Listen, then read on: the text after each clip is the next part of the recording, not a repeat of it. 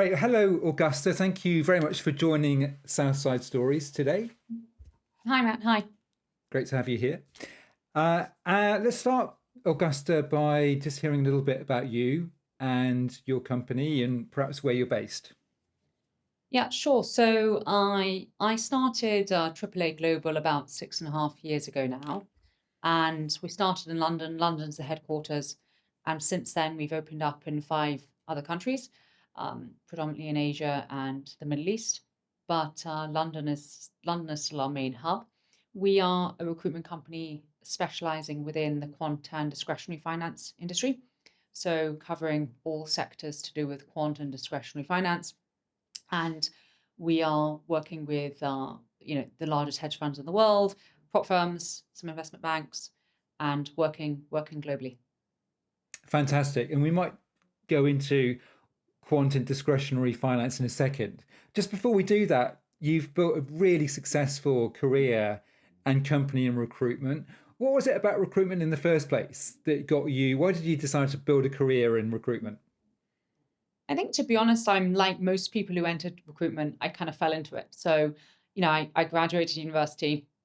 I read history at university at UCL, and I actually wanted to go into fashion. Like my dream was to be like a CEO in one of these big fashion companies. I worked at a mid-sized fashion company in London for about 3 months, and I just realized very quickly that I wasn't going to want to climb the ladder in that industry. And at the time, I was really motivated to be successful financially whilst I was young. And I had friends who were doing this industry, and so I went and I interviewed, and I kind of just I fell into it, but I got very, very lucky because I landed in the quant finance space back then, which was starting to take off. And it's gone up and up and up over the last, over a decade now. And so I got incredibly lucky. But in terms of the aspects that I think I really enjoyed and the reason I stayed in it so long was I wanted to be I enjoy being in an industry that is all about people. So there's a lot of interaction with people, and it's an industry that if you get it right and you do the correct thing every time, you build your network over years, so year on year it gets easier and easier. And being in a very technical sector of recruitment has meant that for someone who likes to be challenged, it's interesting. We're at the forefront of finance. We're in in a space that's changing so fast that it hasn't got boring. Great, we're gonna get into a little bit of that in a second. I'm just curious about the steps you took. So, decided against fashion, decided recruitment people would be a great thing to get into. What happened between that point and the point where you started your own company? So when I first went into recruitment, I went to a company called Selby Jennings. A lot of people would have heard of them. They're part of Aiken International. I joined them, and that was the start of my career. And it's a great great place to learn. After um, several years with them, it just wasn't where I wanted to be long term. So, and I also wanted to see the exec search side of things. So what I did was I sat out a non-compete. I went on to the exec search side of things, and to be really honest with you, I just found that pure exec search was incredibly slow and incredibly slow moving. And Mm-hmm. what I realized was that I wanted to blend contingency recruitment and exec search. So the Mm-hmm. expertise of exec search with the speed of contingency. And that's why I started this firm. So I started AAA just under 7 years ago now.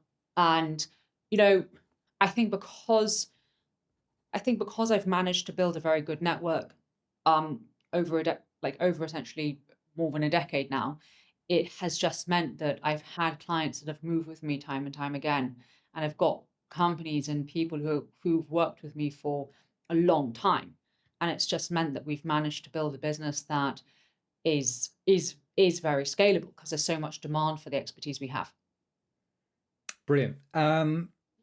So, for those of us who are not financial experts, just explain a little bit about what quantitative and discretionary finance, what actually is that? Yeah. Sure. So essentially, discretionary finance is what, like, for example, if I was going to trade, that's exactly what I would do. So Mhm. discretionary finance is essentially people will be trading a certain asset class, be it equities, so stocks, be it like FX, which is obviously currencies. Doesn't matter what the asset class is, but they will have a style of trading this asset class, which is involving human intervention. So they will be buying and selling. They will actually be clicking a button to execute trades, and the decisions taken are human decisions, right? So they may be researching lots and lots of data, they might be reading lots and lots of articles, they might be however they're getting their data, but it's a human decision to place a trade on or to take a trade off. Quantitative finance is the complete opposite of that. So essentially, the quant finance sector is automating that process. So essentially, if you look at a quant strategy, what basically happens is, you'll have a quant researcher or a quant PM who's analyzing, looking at millions and millions of data sets, and they will build an algorithm. But once that algorithm is built, right, they might tweak it from time to time, but that's run in an automated fashion. So there is no human decision behind the trades it does. It's built and then it trades, and there is no human execution. So that's when you get like high frequency trading, which is trades happening at the speed of nanoseconds, which obviously a human can't click at the speed of nanoseconds. So And that's the difference. that's a fantastic explanation. Now they sound actually quite different roles. Are the types of people that you recruit for in those roles, and this might be a stereotype, but when you say discretionary trading, I guess the mental image is the city, big bang, very aggressive, assertive individuals. And I'm sure that's completely wrong, and you're going to tell us in a minute. But versus quantitative, which sounds much more kind of data driven, are they very different types of personality that you look for? I think they used to be very different. I think that discretionary finance used to be, um, as you said, it's, often it's people who have done degrees in things like, humanities or economics or things like that. But actually, the more time goes on, these discretionary strategies, although they are using huge amounts of human discretion, they are automating them more and more. So what you're finding is the discretionary industry is becoming more quant. It's becoming more Mm. automated. Strategies are becoming more like quant mental. Um, so the type of person that's doing discretionary trading, yes, of course, you get some people who are, you know, going to be quite aggressive about trading, and that's probably found on the prop side of things. But then you also get discretionary portfolio managers who are very research heavy. So they're going to be analyzing tons of data before they trade. And there's tons of research that goes behind essentially these portfolios that can be multi-billions of dollars. So it's not necessarily the type of person that you're thinking. Then on the quant side, obviously, these are people who have done masters and PhDs in things like computer science and operational research and statistics. They are it's an incredibly technical space. So they tend to be they can tend to be coders. People they're always coders. They're people who Uh-huh. code. They're Yeah. developers, Yeah. and they're developers, or they're experts in AI or ML, or they're experts in data science. Like they're very, very technical. They're software engineers. Got it. And we're going to come back to that a little bit in terms of how do you find great people. Let's just go back to your company, AAA, because you now have an international footprint. You've expanded. Tell us, where do you operate now? So London, Amsterdam, Mumbai, Shenzhen, Dubai, and soon to be Singapore. So 6 countries. And then we A- work a lot in the US, which is still probably about 50% of our business, but we don't have presence there physically yet. And what led you to expand? And how long did this expansion take? That's a impressive geographical spread. What led you to decide to expand internationally? So several things. I think for us, it's a relationship business. So we decided that we've got clients all over the world. It's such a global industry. We needed to have people on the ground who can pop out and have a coffee or whatever with people looking to move jobs. Clients are wanting to hire, and it's important to have people on the ground. It's also important to have people who understand and speak in the language of that place. Like China's a huge market. We need Mandarin speakers. India's a huge market. We need people who speak Hindi. So that was one of the major reasons. The other major reason was like London has been amazing as a headquarters for us, but from a time zone perspective. But London's energy, things were diversifying over the last 5 years, and there's been huge movement into Asia. There's been huge movement out of London. And so we took a decision that we were going to follow that trend and have people based in these countries that are growing, and not just stay London centric. Let's just stick with that point for a second, because growing up here and being in London, London's always been seen, well, for a long time, perhaps until very recently, as this sort of global financial powerhouse, and it sort of sounds like it's beginning to lose its mojo. Do you think that was, how much do you think that is due to Brexit, or are there other bigger global forces at play there? I think that a lot definitely was to do with Brexit. I think that was initial catalyst.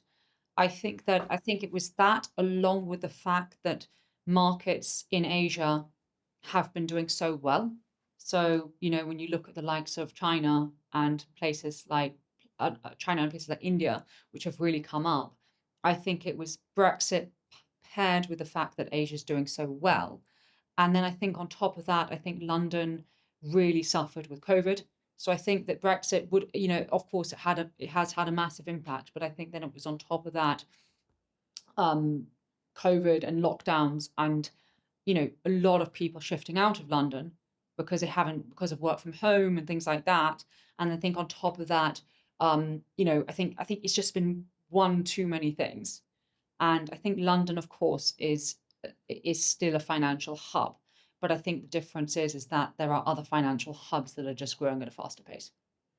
And when you look at those other categories, sorry, countries that you're in, Amsterdam, Shenzhen, Dubai, Singapore, um, what do you see as sort of emerging player there? Are you particularly excited from your own business perspective about one of those markets, or are you equally excited by all of them? I think I think I think all of them are exciting. That's why we were Mm, there. But hmm I think that for us, Mumbai in India generally is a huge hmm push factor for us at the moment. I think that India as a whole has been doing incredibly well in the quant finance sector, and I think that for us is a really big, a really big market for us. Clients' demands, also talent we can hire for our firm as well. Like so much like amazing talent that you can hire that want to get into our industry is over in India. And then I think the second market that for us is also is just as exciting is Dubai and you know GCC, Abu Dhabi, that whole region. Like I think the Middle East, um, you know, they obviously benefited out of COVID, right? There's been a huge amount of people who have Yeah, moved over to the Middle East and to Dubai, um, and are benefiting from low taxation yeah. and many other factors. And I think that there's just huge mass movement of people. All of our clients have now opened up in the Middle East and are hiring, wanting to hire a huge number of people. So that again is a huge opportunity. Your team and the way it's distributed right now, what does that look like? Is London, for example, still your biggest office location, and how do you think that's going to change over the next couple of years? London's definitely our biggest team. Hmm Um, but to be honest, India now for us is India is about, I would say five or six heads behind London. So, it's not actually that much smaller. I think that London will always remain London for now anyway. I have no plans to change our headquarters. I think that London is renowned to be a very, very good service center. And I think that, it's still got a very, very good reputation. And I do think that we will keep it as that. But I think that what's going to happen is we are going to build out in all of our other countries, and we're going to open in the US as well. So I think what will happen over the next 2 to 3, 4 years is that we will have 7 countries, all of a similar size. And I think that's what's going to happen. We will grow London, but it won't be huge growth. The other countries will be huge growth. Tell us a little bit, Augusta, about your clients. Just give us a flavor of the kind of clients that you work with. Another question is, how have you seen client demands perhaps shift over the last 5, 10 years? So we work with everything from high frequency trading firms, which is the fastest style of trading you can do. Prop trading firms, which are trading in both quant and discretionary ways, which is private money. We work with hedge funds, which is obviously investors' money. We work with some of the biggest hedge funds in the world, and then we work with asset managers. We work with sovereign wealth funds. So we work across the spectrum of investing. And the reason that we've done that is, and we work with tier one, tier two startups. We work with all levels of firm, and the reason we've done that is because we want to be able to have it keeps it interesting. We want to be able to help different types of firm, and B, it also enables us to help any type of person that comes to us because we have a different offering. We have startups, we have the best firms in the world, we have firms in between. So I think that kind of reach has enabled us to really service the whole space. I think on top of that, um, we never work with too many top firms because in our industry we can either help a firm grow or we pull out of them. So we can't pull out of a firm and put into a firm. So for us, we never ever sign off to work with too many top firms because we obviously will select a few and then we will pull from all their competition. So we don't want to then work with their Yeah. competition. So we're very selective of who we work with. Like we either work with you or we don't, and it's unfortunately that's the way it is. Um, I've forgot what the other question was. Sorry. Trends in terms of perhaps the type of Oh, role hiring. they're hiring for or demands for a particular quality of candidates? So so we've definitely seen a shift to people needing talent that can code, like even in the discretionary space. So that's been a big shift. Within the quant space, it's there's a huge demand for people with AI and ML expertise at the moment. A lot of strategies are going towards using AI and ML techniques. It's been going on for a long time, but the just sheer demand has gone up a huge amount. Um, our clients are always hiring really technical people, really smart people. That's just normal. That's standard for us. I think the bar in the quant space and is it's only getting higher and higher for people coming out of school, Mm. and that's just because the quant world and the AI world is very much in vogue. There's so many people going to university to learn comp science, and there's so many people going to learn these degrees. So to get a top job in quant, you really have to be at the top school with a top GPA or top degree, depending on however they're recording it. With maths Olympiads, with all this other stuff to it as well. So I think it's becoming far more competitive. But of course, demand is also increasing. So and I think the other aspect to that is, as well as the competition, is because tech has taken a hit over the last kind of couple of years. Yeah. So a lot of the computer science talent, development talent that used to get, thousands of jobs into Amazon or to Google or to what other tech firm, you know, these firms have been cutting their workforces Yeah. in recent times, not Mhm. necessarily doing mass growth, which has meant that that talent is also wanting to go into quant because it's interchangeable on a software Mhm. development level. So the competition Mhm. it's fierce, right? It's incredibly competitive.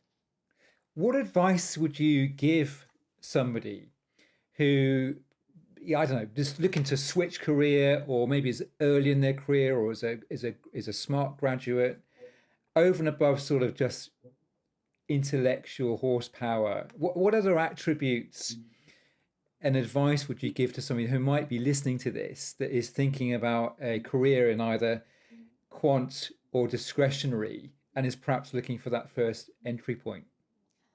So I think there's a few things to it. I think that if you're wanting to go into either sector and you're wanting to go into trading, this clients are often looking for people who are top poker players. They're looking for people who are top at gaming. They're looking for people who are top at things like chess. Um, so I think that those are elements of things that you can really, you can practice and you can get good at. On top of that, obviously you've got competitions that can make you stand out, like maths Olympiads, um, you know, all these kinds of competitions that are run within quant. Um, Internship experience is vital. So I think that like if you're wanting to get into discretionary finance or quant, you need to have internship experience. That also helps you because often if you do well, you can get a return offer. But I think internship experience is really, really key. I think on top of that, I think it's important to start to network like early. So Uh-huh. like, if you're going to do a degree and you want to go into discretionary finance, you want to go into quant finance, like you should start to network early on so you actually do the right degree because what degree you do will often set you up into what sector you can go into. Like, quant finance is actually a very generalist term. Like, say you do statistics or say you do a degree in computer science or, these degrees will affect which sector you go into. Same with discretionary finance. So I think it's really important to get the right degree for what you want to do, learn the correct coding language for what you want to do. Like if you're going to go into discretionary finance, you're going to be coding in things like Python or VBA. If you're going into quant, HFT, you're going to need C++. So I think it's learning what skill set you need like before you go to university, and then when you're at university, like honing in on the skill set you need for those firms. Wow, that's really so you sort of need to have quite a clear roadmap quite early on about where you want to end up because the competition is so fierce for you to have a realistic crack at getting a great first job in one of the major companies. I think so, and I think that what we've been seeing, and I think this has always been the case throughout the test of time, is the top 0.5% of talent, okay, at your MITs, your Cambridge, your top IITs, whatever the university is, the top 0.5% of talent is always going to end up with like several offers. That's the way it is. Like Hmm. all these really top firms are competing after the top 0.5% of talent um, at entry level, right? So that that Hmm. that is always the case. Hmm. But I think that if you are, in that sector of talent, great, you're going to end up with lots of offers and have a Hmm. huge amount of, huge salary day one. Hmm. If you're in the kind of like your top 1% or your top 2%, so you're Hmm. just slightly down, then you can still land a really top job by knowing the right person, getting the right internship, having the right skill set, having the right character, the right cultural fit. That kind of stuff still massive it still matters. That still matters. So I think that we've seen talent where they've got a great degree, but they're not as smart as the guy who's really great, but they still get as good a job, if not a better job. Yeah. So And yeah, last point on this, you just mentioned culture. What pointers could you give? Because I'm guessing that the culture in these big institutions where it's very, very fast moving is not for everybody. It sounds like quite a competitive. I mean, just getting in is competitive, and probably when you're there, it's pretty competitive as well. Probably not for everybody. How would you describe the culture or the cultural fit? So if I'm considering going into that profession, give us a feel for what that culture sort of feels like. I know it's a general question, but if you can just kind of boil it down to what you see there. I think that unfortunately, well, unfortunately or fortunately, um, in both areas of this sector of finance, because it is so competitive, it is so fast paced, like people do work really hard. And I think if you're looking at the top 1% of firms, you know, they are working around the clock. It is incredibly hard. Um, so I don't think you enter these industries if you're not willing to do that because there'll be, thousands of people who want your seat. So I think you have to be willing to do that.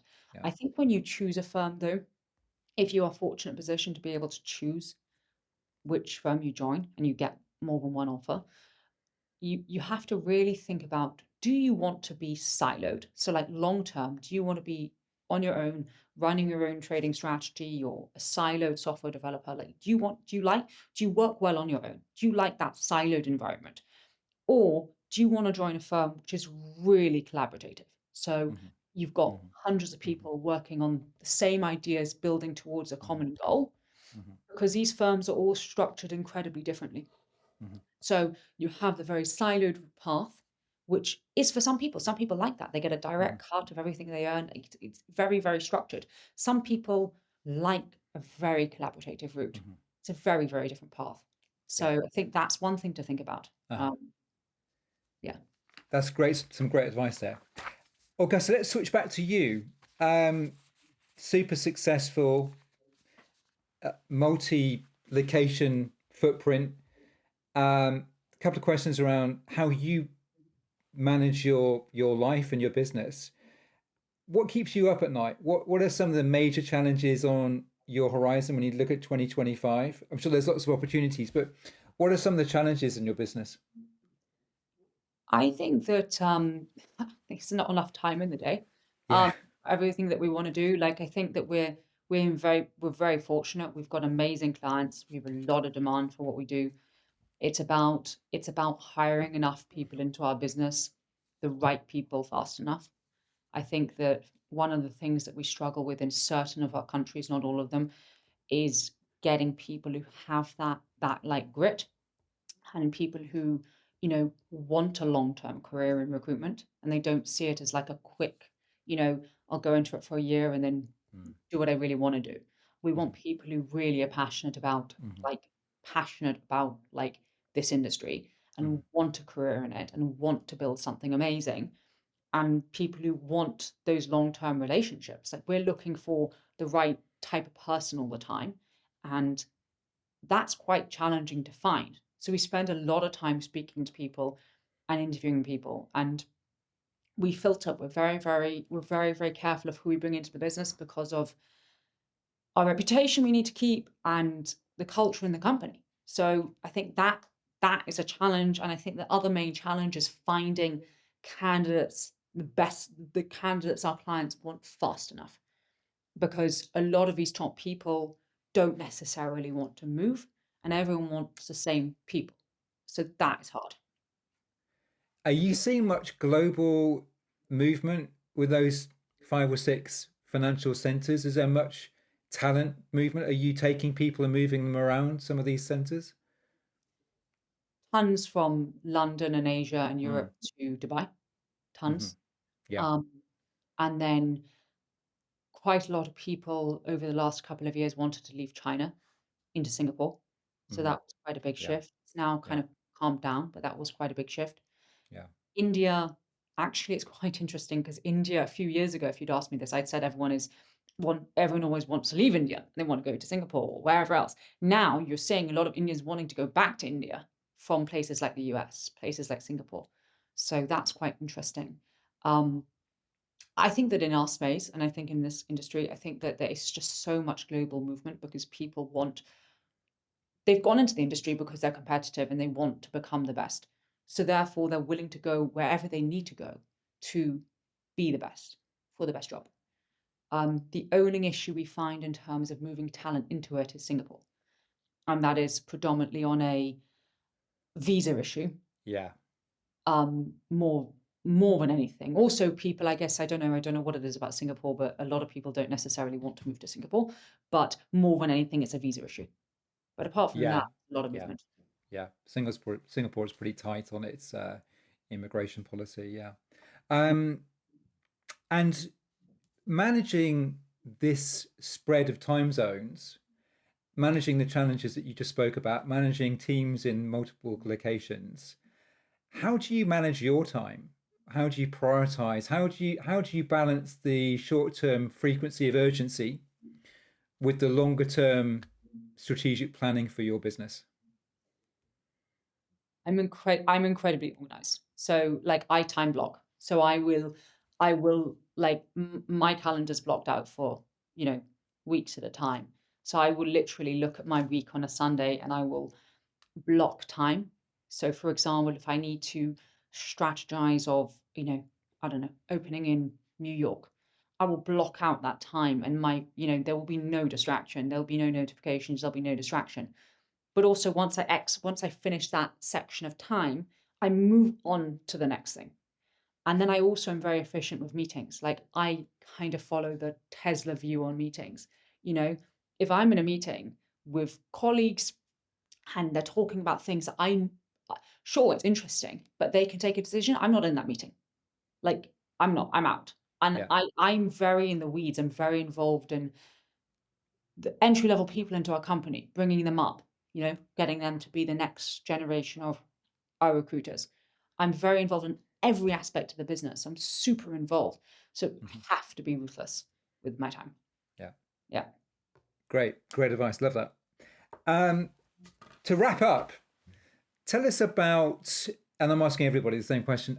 Tell us about an inspirational leader or somebody you've worked with or a colleague, but somebody who's had a significant influence on your business career.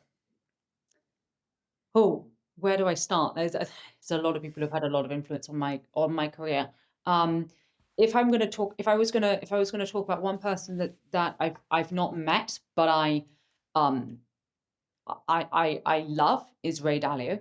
I like his whole view on radical transparency and his whole philosophy on, like essentially complete transparency. Like if I don't like the way something is done in the business or if somebody's doing something wrong, they will know. Like it's completely transparent. Like the way we pay our sales team globally is the same. So there's no like, they sit in India, they have a different commission structure to the guys in London. No, no, no. It's completely transparent. So I really think that that has had a massive influence on my life. Um, and then I think, to be honest, it's hard to name. There's so many people. I have one client out in Chicago, probably it's the most successful HFT trading firm of all time. And it's a very collaborative environment, super collaborative. And the concept is that, people don't work on, more brains are better than one. So although we run a very kind of people have their own work and they're siloed, there's tons of idea sharing and there's free information flow across the business. So there's a lot of collaboration. I've learned that from one like very successful firm which like believes in that. So yeah. Two great examples. Thank you, Augusta. Really enjoyed our conversation, and best of luck with 2025 and beyond. Thank you. Thanks for your time. Thank you.